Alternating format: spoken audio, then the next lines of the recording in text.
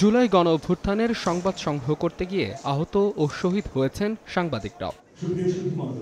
রোববার বিকেলে তথ্য ভবনে জুলাই শহীদ সাংবাদিকদের পরিবার ও আহত সাংবাদিকদের সম্মাননা জানাতে অনুষ্ঠান আয়োজন করে বাংলাদেশ সাংবাদিক কল্যাণ ট্রাস্ট। এতে প্রধান অতিথির বক্তব্যে তথ্য উপদেষ্টা মাহফুজ আলম বলেন, গত ৬ মাসে গণ অভ্যুত্থানের চেতনা ও ঐক্য বিনষ্ট করতে কাজ করেছে কয়েকটি গণমাধ্যম। আমরা মন্ত্রণালয় থেকে কাউকে এখনো কল দিই না। এবারে গত ১ বছরে কাউকে কলও দেওয়া হয়নি, বাধ্য করা হয়নি কিছু করার জন্য, এবং করা হবেও না। গত ৬ মাসে অনেকগুলো হাউস, একটা নির্দিষ্ট গ্রুপ রাজনীতি এবং অনেক ক্ষেত্রে গণ অভ্যুত্থানের যেই আকাঙ্ক্ষা এবং একটা ঐক্যবদ্ধ বাংলাদেশের যে প্রচেষ্টা, সেটাকে মণ্ডল করার চেষ্টা করেছে।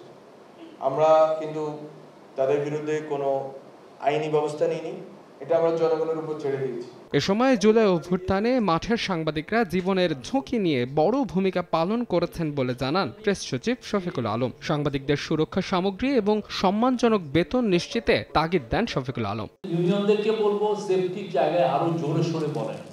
অনেক পূর্বাচলের হিসাব কিতাব করেছেন, আমাদের সাংবাদিককে বাঁচান, তাদের সেফটি ভেস্টটা লাগবে, সেফটি ইকুইপমেন্ট লাগবে, এটা খুবই এসেনশিয়াল। এবং তাদের যাতে একটা সম্মানের বেতন তারা পান, সেটাও ইনশিওর করেন। অনুষ্ঠানে জুলাই অভ্যুত্থানে শহীদ সাংবাদিক পরিবার এবং আহত সাংবাদিকদের সম্মাননা দেওয়া হয়।